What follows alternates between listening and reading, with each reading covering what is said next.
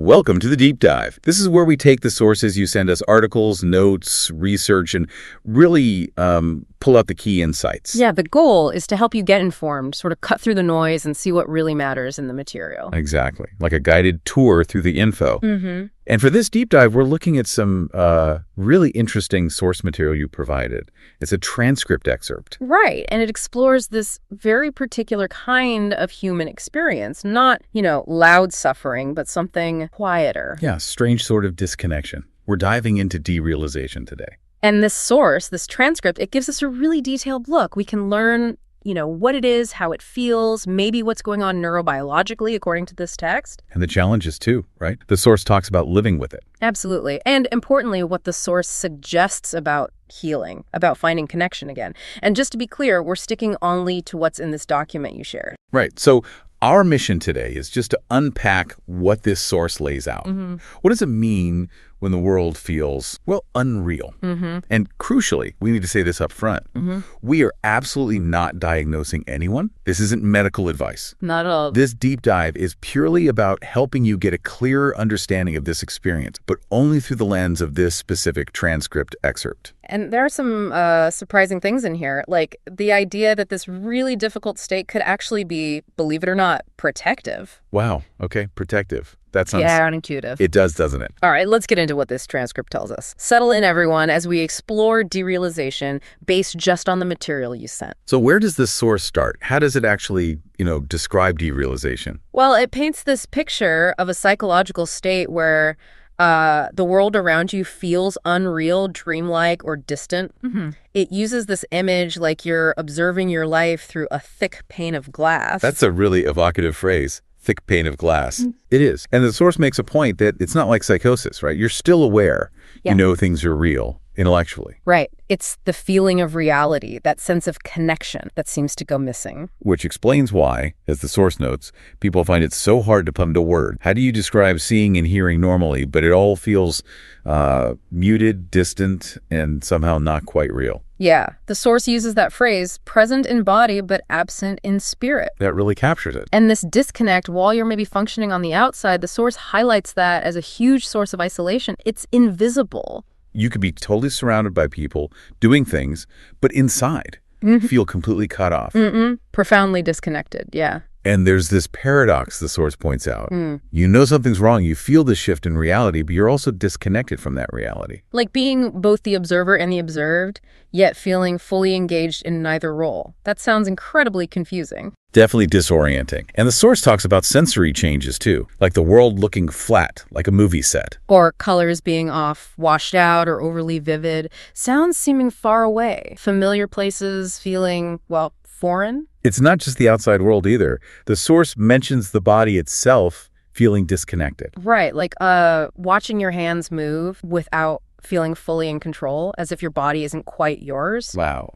And this disconnection extends to emotions too, which is huge. The source says events might register intellectually, but there's no real emotional hit. So you know something's funny or sad, but you don't feel it. Exactly. And this emotional numbing, it points out, affects the good stuff too. Joy, excitement, connection, they all feel... That must be incredibly hard.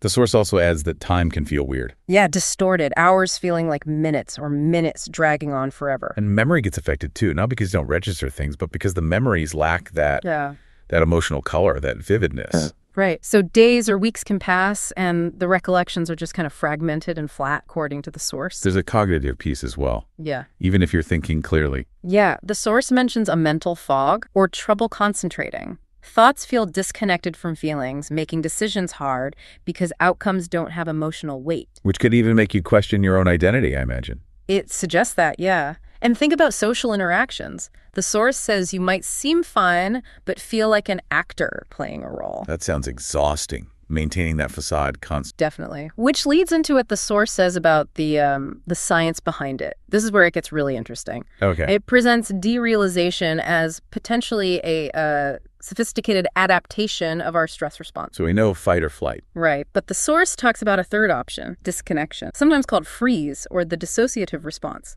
Okay, hang on. So if the nervous system feels totally overwhelmed, it can basically dampen everything down. Sensory input, emotion, like a buffer. That's the idea presented here, yeah. a protective buffer. The source links this to changes in the brain, like the prefrontal cortex involved in integrating information might become less active. Okay.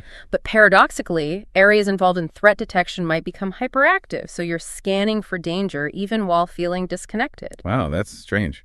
Hypervigilant and disconnected. Exactly. The source calls it a paradoxical situation. And it also points to the limbic system amygdala, hippocampus parts involved in emotion and memory. They could play a role in the unreality and the memory issue. And brain chemicals. Neurotransmitter. Mentioned too, yeah.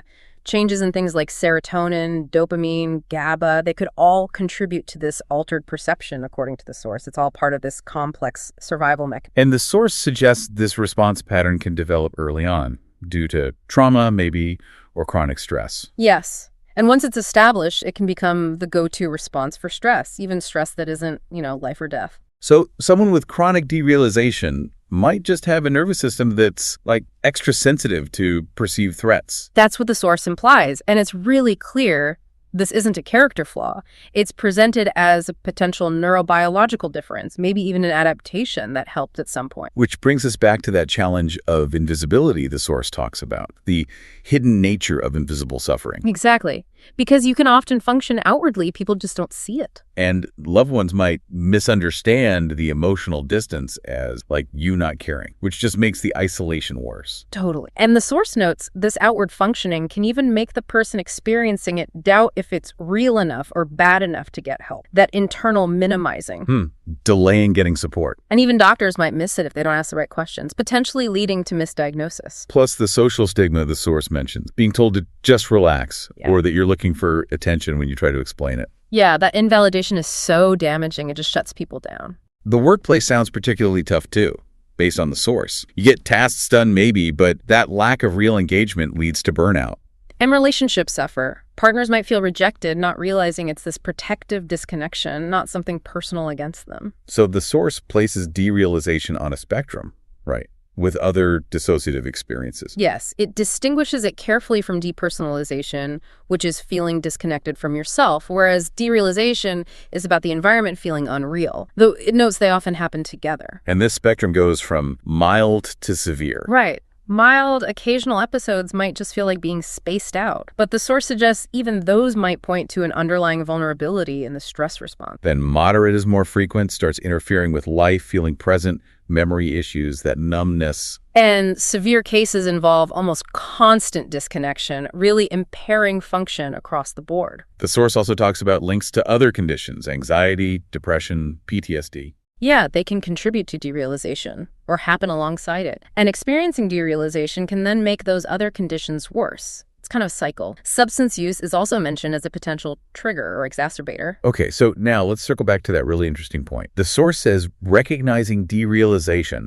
not as a flaw, but as a protective mechanism is key. Absolutely crucial, according to this material, for understanding it and for healing from it. So the nervous system isn't broken. It's doing what it evolved to do when it feels threatened or overwhelmed. Precisely. And that shift in perspective from pathology to protection, the source says that alone can be incredibly healing, especially if you've carried shame about it. And it makes sense when the source lists common triggers. Trauma, abuse, chronic stress. Disconnection becomes like emotional anesthesia in those situations. It allows survival. The ability to mentally check out during something awful is presented as potentially life-saving. But the source also says it can happen with chronic stress that isn't, like big T's trauma, academic pressure, relationship conflict. Yeah, anything where the nervous system perceives that things exceed available coping resources, it just hits that overwhelm threshold. And the source explains the intelligence of this response, especially when fight or flight aren't options, like in childhood maybe. Exactly. If you can't escape or fight, disconnection is a psychological escape hatch. It preserves some sense of safety. And understanding it this way helps explain why it persists. The nervous system still feels unsafe, even if the original threat is gone. That's the idea. So healing isn't about just stopping symptoms, it's about signaling safety to the nervous system, addressing that underlying sense of threat. The source even notes that sometimes positive, overwhelming events can trigger it. Right. A nervous system wired for disconnection might not distinguish between good intensity and bad intensity. Graduating, getting married, still intense. So that old protective pattern kicks in. Yeah. And the source suggests this dampening effect might even allow temporary functioning in high-stress situations, but at a big long-term cost. Okay, so if it's a protective nervous system response, what does healing look like according to this source material? Well, it frames recovery as working with the nervous. It has this inherent ability to heal and adapt. So just like it learned to disconnect, it can learn to reconnect if it feels safe. Exactly. That's the core message here. It takes patience, maybe professional help, but the source really emphasizes it is possible. Neuroplasticity, right? The brain can change. Yes. Building new pathways. And nervous system regulation is presented as central, helping the system shift from that chronic overwhelm state back towards calm alertness where connection feels safe. And the source lists ways to do that, using breath, posture, movement. Yeah. Even social connection, environment. Learning to consciously work with these helps gently guide the system back towards presence. The vagus nerve gets a specific mention too. Yeah. Super important. Big player in the parasympathetic rest and digest system.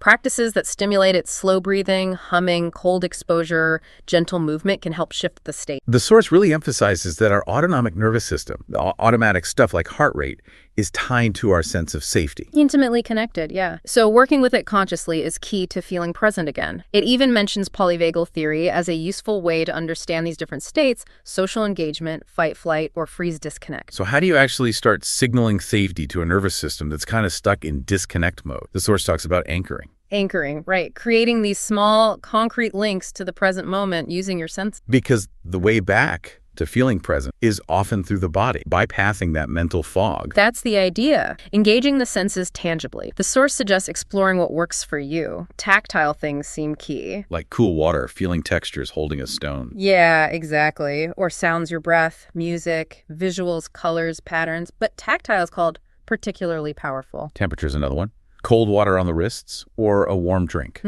Even alternating hot and cold can work. And movement-based anchoring, too. Simple stuff. Like stretching, walking, gentle yoga, helping reconnect mind and body. Right. But the key, the source stresses, is that it needs to feel comfortable, manageable, not like a performance. Progressive muscle relaxation is mentioned too. Yeah, as both an anchor and a way to release tension and notice body sensations. And the crucial thing is gentleness, patience. You can't force the nervous system to feel safe. No, it's about allowing it to gradually learn that presence is okay. Breathing gets highlighted too as a bridge to presence. Because it's both automatic and we can control it consciously.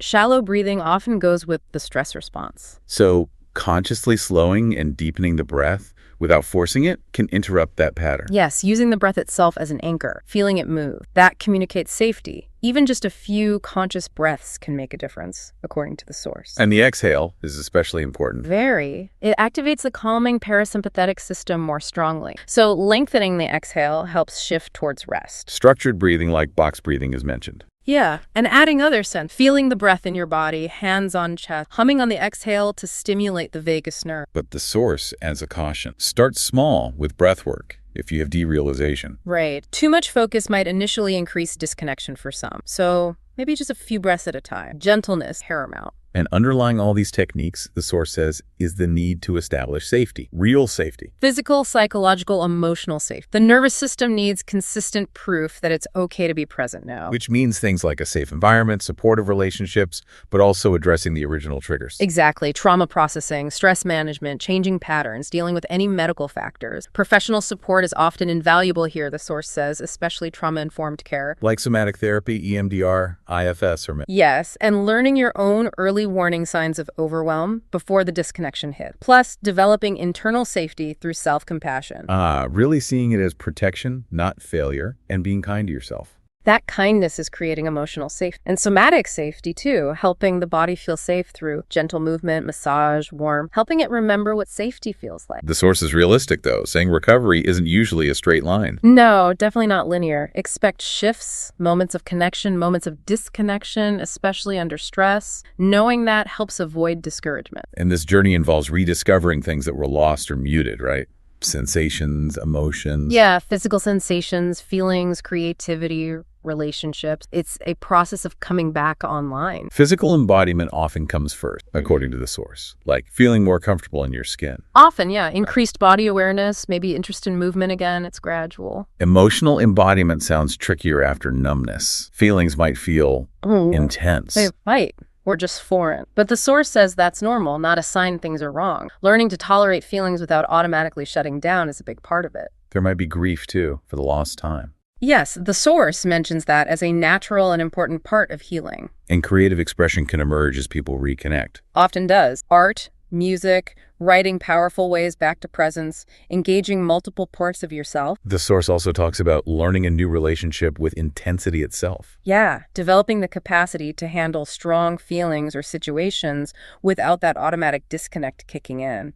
And rebuilding authentic social connection. Rebuilding emotional connection in relationships sounds tough. It is acknowledged as challenging, but gradual. Starting small, noticing fleeting feeling. Learning to tolerate small emotions is key. And using those nervous system regulation tools, breathing, grounding, to stay present with feelings. Exactly. Working with the system. And the source notes, even positive emotions like joy can feel overwhelming at first. So learning to tolerate good feelings is important too. Just as important. And sharing feelings with trusted people helps rebuild intimacy. The goal isn't no difficult emotions, but being able to feel them without disconnecting. Right. And the source suggests feeling them fully often lets them pass more quickly than trying to avoid them. And maybe the most important thread running through all of this in the source is patience and self-compassion. Absolutely crucial. Being harsh on yourself just reinforces the threat signal. Self-compassion means seeing derealization as that intelligent response, not a flaw. Treating yourself kindly. Which actively creates that needed emotional safety. And patience means accepting the ups and downs. Setbacks aren't failures. Resilience is built through gradual steps, the source suggests.